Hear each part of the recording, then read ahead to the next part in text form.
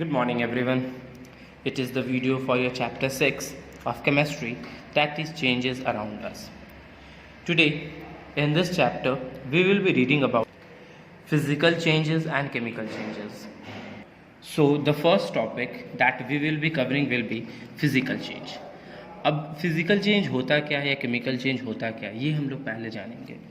तो one of the most important method of classifying changes depend on whether the new substance are form during the change और not.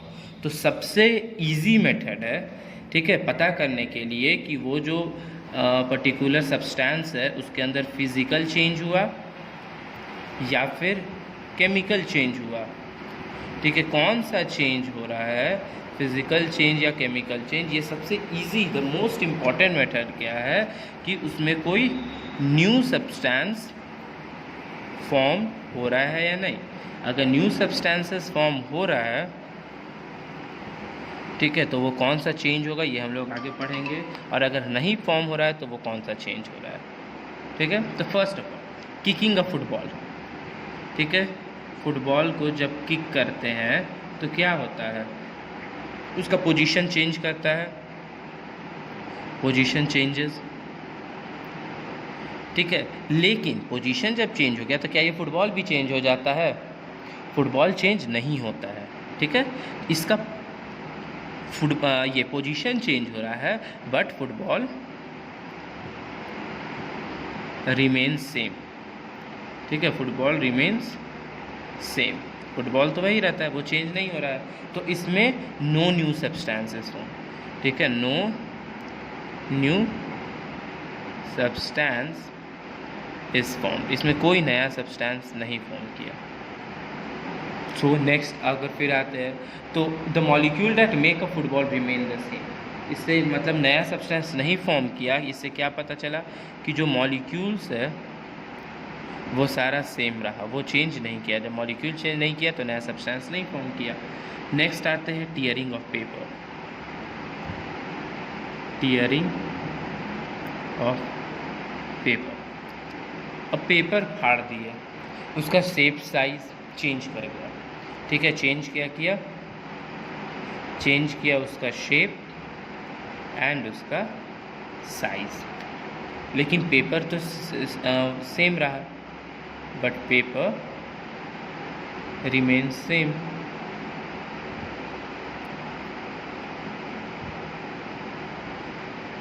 ठीक है, इसमें paper तो change नहीं किया, बस उसका शेप साइज चेंज किया, लेकिन वो रहा तो पेपर ही. ऐसा तो नहीं था कि उसको पेपर को फाड़े तो प्लास्टिक बन गया या आयरन बन गया, ऐसा कुछ तो हुआ नहीं, वो तो पेपर ही रहा. ठीक है, तो इसमें भी न्यू सब्सटेंस नहीं फॉर्म हुआ, नो न्यू सब्सटेंस फॉर्म. ठीक है, नो न्यू सब्सटेंस फॉर्म. फिर आते हैं changing of size with use. अब किसी साइज का मान लो द साइज ऑफ पेंसिल और इरेजर चेंजेस विथ यूज. ठीक है, changing of size with use. ठीक है, तो वेदर इट इज़ पेन और इट इज़ इरेजर, दोनों को जब यूज़ करेंगे तो उसका साइज़ जो होगा वो चेंज करेगा, ऑटोमेटिक है. और ये रबर को इरेज करते जाएंगे उसका साइज़ चेंज होगा, पेंसिल को शार्प करते जाएंगे, सॉरी पेन नहीं पेंसिल, पेंसिल को शार्प करते जाएंगे उसका साइज़ चेंज होता जाएगा. ठीक है, लेकिन उसमें no new substance is form, no new substance is form. इसमें भी कोई नया सब्सटेंस फॉर्म नहीं किया. ठीक है, the molecule that make up the pencil और eraser remains the same. Molecule जो था वो क्या रहा, सेम रहा. Molecules remain same. ओके, क्योंकि मॉलिक्यूल तो चेंज करेगा नहीं, वो तो पेंसिल ही है. ऐसा तो नहीं है कि पेंसिल को शार्प करते गए वो इरेजर बन गया, या इरेजर को इरेज करते गए उससे जो डस्ट निकला उसका साइज जो छोटा होता गया उससे वो पेन बन गया. ऐसा तो हो नहीं रहा है. ठीक है, तो इससे ये पता चलता है कि उसका जो पर्टिकुलर शेप है या साइज़ है वो चेंज कर रहा है, लेकिन कोई नया सब्सटेंस फॉर्म नहीं कर रहा है. ओके, फिर आता है freezing of water. Freezing of water, जब पानी को फ्रीज करेंगे तब. फ्रीजिंग ऑफ वाटर में क्या होगा, आइस है, वाटर है, उसको फ्रीज़ किए, वो क्या बन गया? वाटर को जब फ्रीज़ किए तो क्या बना? आइस बना। क्या उसमें भले ही शेप साइज़ उसका थोड़ा चेंज कर गया, क्योंकि लिक्विड का कोई शेप साइज़ होता नहीं है, जिस कंटेनर में डालो वो उसी शेप का हो जाता है, ठीक है। तो आइस भी उसी शेप का हो गया। क्या जब वाटर जो आइस बना उसमें मॉलिक्यूल्स चेंज हुआ? भले ही स्टेट चेंज हो रहा है, क्या मॉलिक्यूल्स चेंज हो रहा है? मॉलिक्यूल्स चेंज नहीं हो रहा है। भले ही नया सब्सटेंस फॉर्म कर रहा है, ये वाटर था, ये आइस बन गया, वो लिक्विड से सॉलिड में आ गया, स्टेट चेंज हो गया, लेकिन मॉलिक्यूल्स जो है, मॉलिक्यूल्स रिमेन सेम, ठीक है। Whether it is for water, whether it is for ice, दोनों के रीज़न में जो मॉलिक्यूल है वो सेम है, वो चेंज नहीं किया। जब मॉलिक्यूल चेंज नहीं किया तो इसमें कौन सा चेंज होगा ये पता करेंगे, ठीक है। फिर आता है heating substance, heating substances. Now, if a balloon is kept in the sun, its size increases because the air in it expands on heating. ठीक है, अगर बलून को फुला कर रखे हुए हैं, ठीक है, अगर उसको टाई कर कर रखे हुए हैं, अगर इसको सन में रख दिए तो सन के हीट के कारण इसके अंदर का जो एयर है ना वो गर्म होकर एक्सपैंड करेगा, जिसके चलते बलून का साइज इंक्रीज हो जाएगा, ठीक है। और इसको बोला जाता है एक्सपेंशन। ठीक, when a piece of iron is also heated, iron को भी जब हीट करेंगे तो ये तो चलो बलून था, लेकिन जब आयरन को हीट करेंगे तब वो भी एक्सपैंड करेगा हीट होने पर, ठीक है। Similarly liquid expands on heating, liquid भी एक्सपैंड करता है हीट होने पर, तो सॉलिड, लिक्विड, गैस तीनों एक्सपैंड कर रहा है हीट होने पे। If substance are cool they regain the original size, ठीक है। इसको जब कूल किया गया इन सबको तो दे रीगेन देयर ओरिजिनल साइज, ठीक है। ये लोग को ओरिजिनल साइज ये लोग को वापस मिल गया, ठीक है। इन कंपैरिजन टू जैसे इसमें था वाटर से आइस बना, फिर इसको अगर रूम टेम्परेचर में रख दिए वो फिर से वाटर बन गया, तो उसका रीगेन वो कर सकता है अपना ओरिजिनल प्लेस पर, ठीक है। ठीक, the molecule of the substance do not change, since regain कर गया वो अपना ओरिजिनल साइज पे, तो इसका मतलब क्या हुआ कि उसका जो मॉलिक्यूल्स था ना वो चेंज नहीं किया, मॉलिक्यूल चेंज नहीं किया, ठीक है। जब मॉलिक्यूल चेंज नहीं किया तो अब क्या हुआ, तो जितना भी अभी तक हम पढ़े, kicking of football, tearing of paper, changing of size with use, freezing of water, heating substances, सब में कोई भी no new substances, no new substances are form, किसी में नया सब्सटेंस फॉर्म नहीं कर रहा है। The molecule of the substance remain exactly the same, एक तो नया सब्सटेंस नहीं फॉर्म कर रहा है, second the molecules remain the same, ठीक है। जैसे पहले था, जैसे बाद में था, सारा मॉलिक्यूल सेम है। वाटर से जब आइस बना, आइस से फिर वाटर बना, तो जब वाटर से आइस बना तब भी मॉलिक्यूल्स वैसे ही था, आइस से वाटर बना तब भी मॉलिक्यूल्स वैसे ही था। तो जिस चेंज में कोई नया सब्सटेंस फॉर्म नहीं कर रहा है, ओरिजिनल सब्सटेंस हमको मिल जा रहा है, ये भी एक इम्पॉर्टेंट है, हमको रीगेन हो जा रहा है ओरिजिनल साइज या ओरिजिनल सब्सटेंस, और मॉलिक्यूल्स भी सेम रह रहा है, उस सारे सब्सटेंस को हम लोग क्या बोलते हैं, उन सारे सब्सटेंस को हम लोग फिजिकल चेंज बोलते हैं। याद रखिएगा कौन सा चेंज बोलते हैं, they all are called physical changes, ठीक है। Such changes are called physical changes. कौन सा चेंजेस को बोलते हैं, जिसमें नया सब्सटेंस फॉर्म नहीं हो रहा है, सेकेंड थिंग मॉलिक्यूल जो है वो सेम रह जा रहा है, और थर्ड चीज़ कि उसमें उसका ओरिजिनल साइज जो है ना वो रीगेन हो जा रहा है। उन सारे सब्सटेंस को क्या बोलते हैं, physical changes. Such changes are known as physical changes. Okay, now let us take some more example to understand the chemical change. तो सबसे पहला आता है बर्निंग, ठीक है। हम लोग क्या करेंगे, बर्न करेंगे अगर किसी चीज़ को, बर्निंग, ठीक है। When we burn a piece of paper, ठीक है, पेपर को बर्न किए, smoke and gases like carbon dioxide and water vapor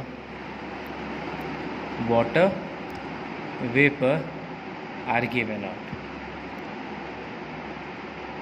ठीक है, मीन्स जब भी हम पेपर को बर्न किए तो हमें क्या क्या मिला, स्मोक रिलीज़ होता है, ठीक है, गैसेस रिलीज़ होते हैं, गैसेस कैसे लाइक कार्बन डाइऑक्साइड, ठीक है, वाटर वेपर भी साथ में रिलीज़ हो रहा है। अब ये सब जो रिलीज़ हुआ, the Ashes left behind different from paper. अब जो एशेज बचे हुए हैं, जो ऐश बचा हुआ है वो क्या है, पेपर से डिफरेंट है, इट इज़ नॉट सेम, ठीक है, it is different from the paper.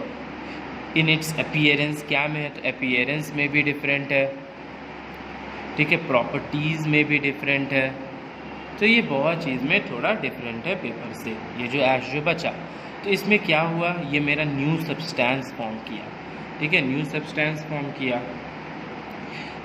Without referring the property and different molecules, ठीक है, विथ डिफरेंट। अब न्यू सब्सटेंस जो फॉर्म हुआ वो विथ डिफरेंट प्रॉपर्टीज़, ठीक है, जिसका प्रॉपर्टीज़ भी अलग रहा, और एंड विथ डिफरेंट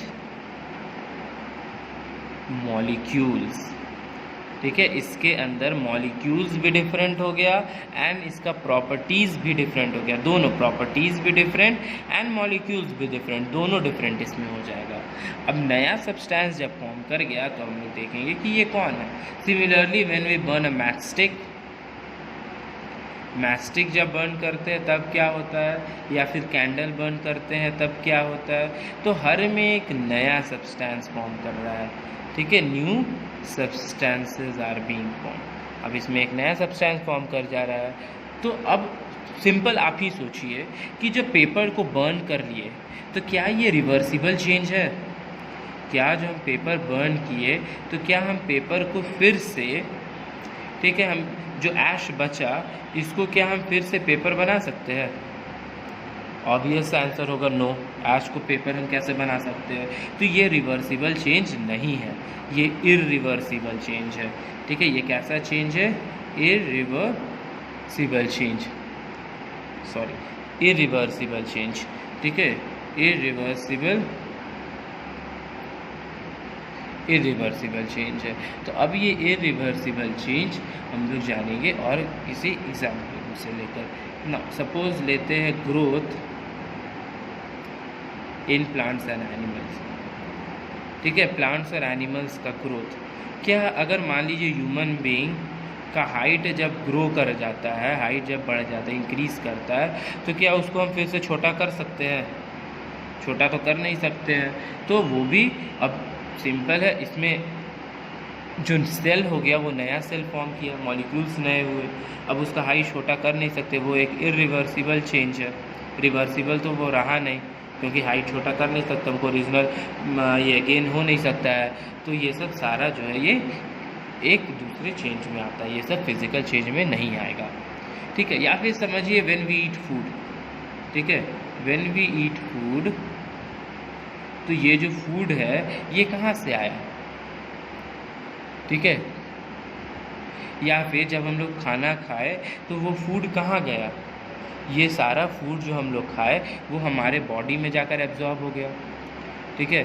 बॉडी में जब एब्जॉर्ब हो गया तो ये बॉडी में एब्जॉर्ब होकर क्या देगा? हमें एनर्जी देगा, ठीक है, हमारे सेल को नरिश करेगा, सेल को एनर्जी देगा, ठीक है। The substance that make up cell are different from the substance present in food. तो जो फूड में सब्सटेंस प्रेजेंट था, जो हमारे सेल में प्रेजेंट रहा, दोनों का अलग अलग मॉलिक्यूल है।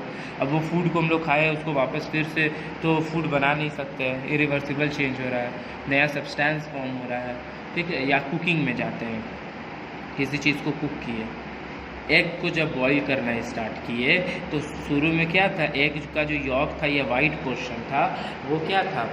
हमारा लिक्विड फॉर्म में था। लेकिन जैसे ही हम उसको बॉईल किए, ठीक है, बॉईल करने के बाद वो थोड़ा क्या हो गया? हार्ड हो गया, वाइट सब्सटेंस भी हार्ड हो गया और हमारा जो यॉक था, यॉक भी मेरा हार्ड हो गया और ये वाइट सब्सटेंस भी मेरा हार्ड हो गया। क्या हम उसको फिर से यॉक में कन्वर्ट कर सकते हैं? उसको फिर से लिक्विड यॉक में कन्वर्ट कर सकते हैं? नहीं कर सकते हैं। तो जिस चीज़ को नहीं कर सकते तो वो सारा इरिवर्सिबल चेंज हो जाएगा। ठीक है, मॉलिक्यूल्स उसके चेंज कर जाएंगे, मॉलिक्यूल्स चेंज कर जाते हैं, न्यू सब्सटेंस फॉर्म कर जाता है। ठीक है, न्यू सब्सटेंस फॉर्म कर जा रहा है, मॉलिक्यूल्स चेंज कर जा रहा है, इरिवर्सिबल चेंज है। ठीक है, इरिवर्सिबल चेंज है, इरिवर्सिबल चेंज है। Similarly cooking of roti, vegetable, rice result in new substance to be form. Egg हो गया, राइस हो गया, रोटी हो गया, ये सब किसी को भी जब हम लोग बनाएंगे तो वो कैसा चेंज फॉर्म करेगा? वो एक न्यू सब्सटेंस फॉर्म करेगा। ठीक है, तो अब ऊपर जो जितने भी एग्जाम्पल पढ़े इससे हमें क्या पता चला कि एक नया सब्सटेंस फॉर्म कर रहा है, सारे का मॉलिक्यूल्स चेंज कर जा रहा है, सारा क्या है? एक इरिवर्सिबल चेंज हो रहा है। ठीक है, तो the molecules of the original substance अंदर को changes to form the molecules of new substance.